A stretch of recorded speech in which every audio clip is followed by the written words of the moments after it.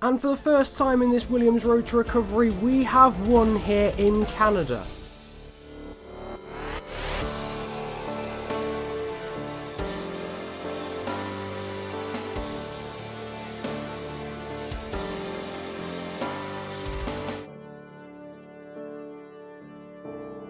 Hello there guys and welcome, it is Niran here, and today it's time for round 7 of our F1 2014 career mode series here with Force India, the Ultimate Driver Season 3. Last time out we had an absolutely incredible race in Monaco, changeable conditions, safety car, absolutely ridiculous. As you can see, it's wet again here in Montreal, a track where I've got brilliant memories. Last year, of course, on F1 2013 in the Williams Road to Recovery, we managed to take our first, and I think it was our only win here in Montreal. And I'm just looking forward to a track that I really enjoy racing at. Not so much in the rain, so it'll be interesting to see how that one goes. 100% chance of rain, so it's most likely going to be on wet tyres by the end of the race. But before any of that, let's get into the qualifying report.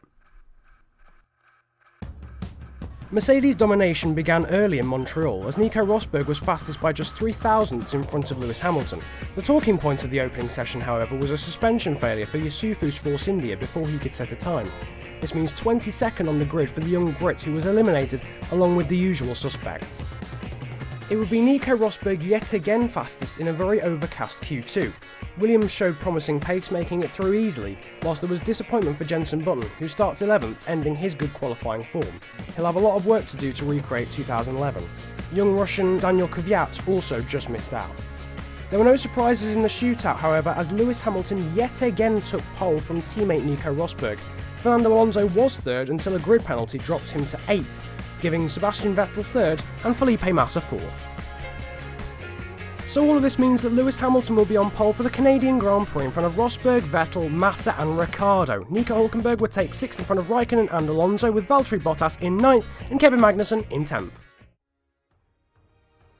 So then, an Ultimate Driver Series first. We are going to be starting at the back due to mechanical gremlins, a suspension failure in qualifying, meaning at my favourite track. Would you believe it? I wanted to be in with a chance of a win, not gonna lie to you, but instead we are starting 22nd on the grid. Nico Hülkenberg's well up in 6th place, was 7th, but Fernando Alonso got a 5th-place grid penalty, so we find ourselves at the back with the Caterhams and Marussias.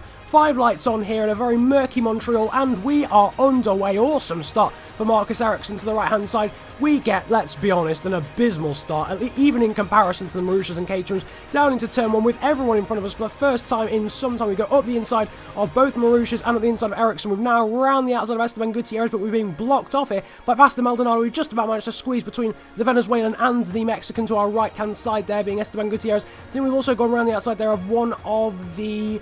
not even sure, the other Caterham of Kobayashi. We've now managed to breeze our way past Adrian Sutil down into this first chicane, and we're hanging around the outside of Verne. This will become the inside line as we go through this next quick corner there, just a bit of contact. We go up the inside of Kvyat now as well, and both Toro Rosso's established. We managed to get past both of those. Established was not the word I was looking for, but still we'll gloss over that fact. We're now all over the back of Romain Grosjean in this now battle for 12th place. What a start it's been in the slipstream of the Lotus, up the inside, down into the second chicane, and that is move done, and up into 12th place there, getting past Sutil through the first chicane, then Vernon through the quick corner, Kvyat into the next chicane, and Romain Grosjean into, well, that's actually the third chicane, not the second chicane. It doesn't matter though, we're up into 12th place, and now in front of us are the 2 McLarens, and in front of that is our teammate Nico Hülkenberg down in 9th. He's got an awful start, much in contrast to ourselves. We've gone from the back to 12th. I didn't want to start from the back, to be quite honest with you. It's really compromised our weekend, but still, after lap 1 being in 12th from the back of the grid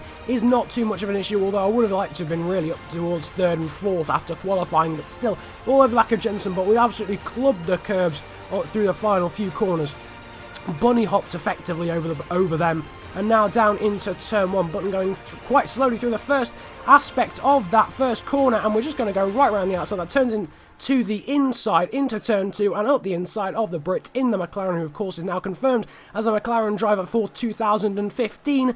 as opposed to his teammate at this point in time, Kevin Magnussen, and we are going to pull off an identical move on the next lap. Onto lap 3, of course, no DRS on lap 3 because we are in wet conditions or intermediate conditions, but we've pulled off the same move on different McLarens 2 laps in a row, and now we are all over the back of Nico Hülkenberg. We got all over the back of him, but I just decided against going for the move because we did sort of cut those corners quite horribly. Down into the hairpin, though, on the same lap, and we are in striking distance of Nico Hülkenberg. In front of him are the 2 Ferraris and then Valtteri Bottas. We've got a much better exit, though, than Nico Hülkenberg right on the exit of the hairpin, but look at that acceleration in the second phase that Nico Hülkenberg manages to get, and that's that straight line speed. We're in the same car and Nico Hülkenberg has just taken off, and for some apparent reason we're not able to get past him down into the chicane. We still, though, do hold on to 10th, and would you believe it, down into turn 1 we're going to pull off the same move we pulled on, the same on the 2 McLarens, and we are up the inside of Nico Hülkenberg, and we are in front of our teammate after just 4 laps here in Montreal.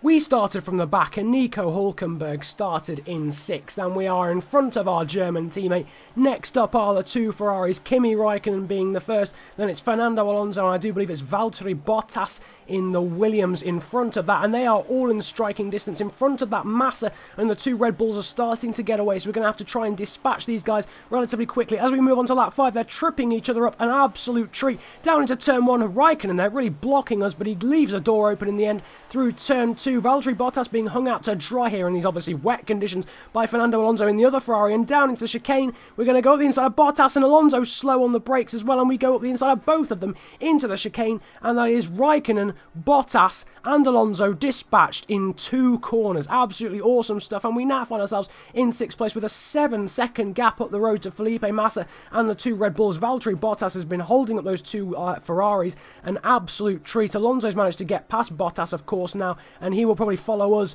towards Felipe Massa and the 2 Red Bulls. As you can see, though, we are flying on the next lap in these intermediate conditions. A purple first sector here onto lap 6. We managed to cut the gap by 1.5 seconds since we were last here. We're on -1 lap of fuel, burning a lot of fuel in the early stages of this one to try and get towards the leaders. And as you can see, the gap now down to 4.5 seconds by the end of lap 6 and the start, of course, of lap 7. And we have the fastest lap of the race there with a 1:22.887. And Felipe Massa and the 2 Red Bulls better watch out, because we are absolutely annihilating ourselves towards those. But as you can see now, the track conditions are getting somewhat wetter, and I had a call on the radio to come in and fit the wet tyres on. As you can see, the temperature's starting to get very cool. If we would have left that one more lap, we would have been skating absolutely all over the place. It seems like, as there's a lot of pit crews coming out now, including McLaren and Ferrari, that the guys behind me are also taking the same decision. Will it be a good pit stop from the guys? It is. It's 3.7 seconds to fit the wet tyres on.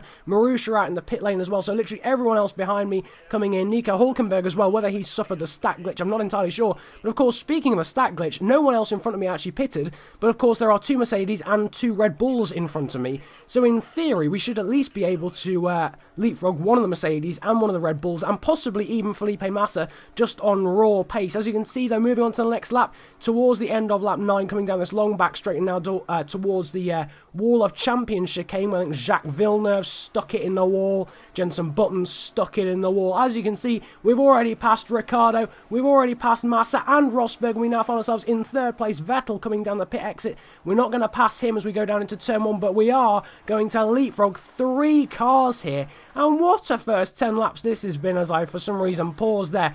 But just absolutely awesome. We've come from the back, managed to pass so many guys outright, and now we've leapfrogged, just through better strategy, 3 cars. And really, my goodness me, Rosberg in the Mercedes, Massa in the Williams, and Daniel Ricciardo now a long way back in the Red Bull. And just think of how it would have been had Hülkenberg stayed in front of us. But as you can see, moving on to lap 11, Sebastian Vettel is, for no apparent reason, just suddenly right in front of us in striking distance. I'm not entirely sure what happened to him, but for some reason, through a series of 2 corners, we just managed to gain 3 seconds. I didn't cut a corner or anything. You may have seen in the background. He must have made a mistake. I think he hit the wall where the 2 Marussias, of course, crashed in real life this year. I think that's what he did, and it's gifted us a whole lot of time. As you can see, in the slipstream, onto lap 12, and we've gone up the inside of Sebastian Vettel. The win is on the cards at this point in time. We've only got Lewis Hamilton in front of us, and Sebastian Vettel in the other Red Bull has now been dispatched. He flung himself at the wall, and now we've managed to get past him through the chicane. As you can see, they're moving a little bit later onto this lap, and for some reason we are struggling hugely through this middle sector. It's been a theme somewhat of the entire lap. Even that purple lap that we managed to do, we lost a lot of time in this middle sector. I think the AI got a lot of traction in comparison to us, and we've skated out wide there, locked up an absolute treat, and Sebastian Vettel is all over the back of us. Nico Rosberg is there as well. Thankfully, Felipe Massa not there too, but two Germans there, Rosberg and Vettel, all over the back of me in their Red Bulls and Mercedes respectively, and down into the hairpin. We are under all kinds of pressure. 9.8 seconds up to Lewis Hamilton. Just to put that into perspective, I think that was 7 seconds at the start of the lap, so we've actually lost 2.8 seconds to Lewis Hamilton just because of that terrible middle sector, although with a bit of better traction than the AI, which you can't say very often on this game, we've managed to pull away down the back straight. As you can see though, we are on -3 laps of fuel. 3 laps of fuel. How have we managed to get onto -3 fuel? I'm not entirely sure. I'm not going to lie to you. I don't know how we've managed to get onto -3 laps of fuel. Some serious fuel conservation will have to be done. As you can see though, the gap, it's fluctuating between Lewis Hamilton and myself. It was 10.1 seconds there towards the end of the last lap. Now it's 9.7 seconds onto lap 14. And I'm starting to think, will Lewis Hamilton actually pit again by the end of this race? Because I felt as if I could go to the end on these wet tyres. It's a low deg track, that's why we run softs and super softs here. And in wet conditions, wet tyres always do a very good job. So I knew pretty much easily I could get to the end. As you can see, we're now onto optimal fuel. We've had to be running in the lean or slower fuel mix, and that's told, basically, because the gap is now up to 12 seconds. I knew that if Lewis Hamilton pitted again, I would have to try and keep it within a 15-second window to be able to have a chance if he did pit. In the end, he hasn't pitted. We're on to lap 29 of 35, and we're now having to hold off Nico Rosberg after all sorts of fuel conservation because of that early just massive amount of fuel burning in the first 10 laps of the race to try and get back towards the podium places. We're on lap 29 here, and down towards the hairpin, Nico Rosberg's trying to get right round the outside of us. As you can see, there's a Sauber in front of us ready to be lapped. I do believe that is Esteban Gutierrez. But we are holding on here to second place for dear life now with Nico Rosberg all over the back of us. Moving on though to the next lap, lap 30, and Nico Rosberg is bearing down on us. Of course, no DRS with it being wet conditions. We go to the inside. We feint to the inside. Oh, sorry, Rosberg feints to the inside, goes to the outside, down into the chicane, and he's going to brake later than us. He's going to get around the outside. I cannot believe it. Nico Rosberg has pulled off an incredible move here in the wet conditions. And he's through, and I'm not entirely sure I have anything to back that up and anything to fight that with. We've got all sorts of tyre wear now as we brake way too late for the first corner, skate off wide, having to avoid Rosberg and to take to the grass here, where just off topic, I watched a 1998 Grand Prix around Montreal, and there was carnage in that first corner. That's beyond the point, though. We've skated off wide. We've now lost the position to Rosberg, surely, but look at this, Max Chilton holding up Rosberg, an absolute treat, and now the snail...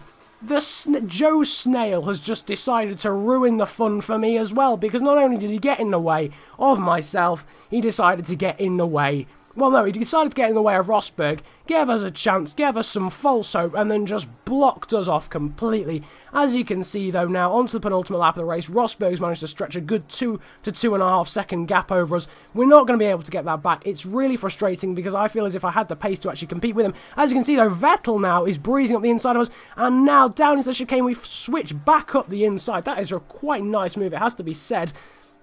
And we're back up into third place. And I'm sorry for all excitement, my voice has gone, like, haywire in this episode. But as you can see, like, we're on -1 fuel, we're lifting and coasting, and in all honesty, I'm not very hopeful. For some reason, somehow, having been in lean fuel mixture literally since lap 10, and despite being on optimal at lap 21, we're still somehow at -1 fuel. Lewis Hamilton has won the race. No surprises there. Rosberg's going to claim second. But as you can see, we've now got 2 Red Bulls all over the back of us. We're in lean fuel mixture, which makes us a sitting duck down the straight anyway. But as you can see, we're still on -1 fuel. And surely we are... It's not a matter of when. It's not a matter of if. It's a matter of when. We have run out of fuel. We are really, really not... We're coasting towards the final chicane. Vettel cannot get past us, but Daniel Ricciardo surely will.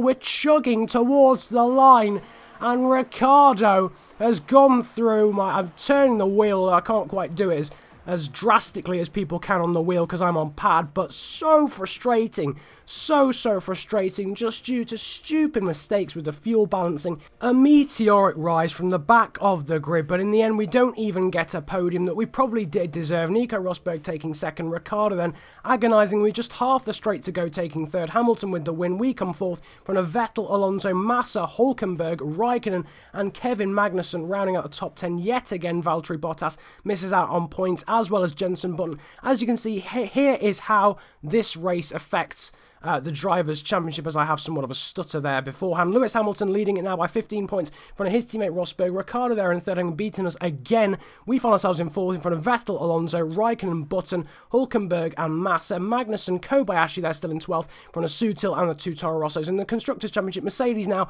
really starting to gallop away at the front, 84 points clear of Red Bull, with ourselves in third, Ferrari there fourth and McLaren in fifth in front of Williams. But as I say, my guy is happy. I myself am very disappointed with that. We could have easily taken second, but due to stupid mistakes from myself, we've ended up with only fourth place. But from the back of the grid, I do believe that is a pretty decent effort. I hope you guys have enjoyed this episode, though, of the Ultimate Driver here, our Force India career mode on F1 2014. Feel free to leave a like if you did and subscribe if you're new around here. Comment about enjoying it if you enjoyed the video that much, as well as any views on how I can improve the series. Very unfortunate, I suppose we can say, this weekend. Horrible qualifying session with that suspension failure, and then in the race, obviously that brilliant meteoric rise towards second place through brilliant, well, some good overtakes, a combination of luck, good strategy, but in the end it was only good enough for fourth place. But in the meantime, it's been a pleasure ranting to you guys today. Have a good day, enjoy yourselves, and goodbye.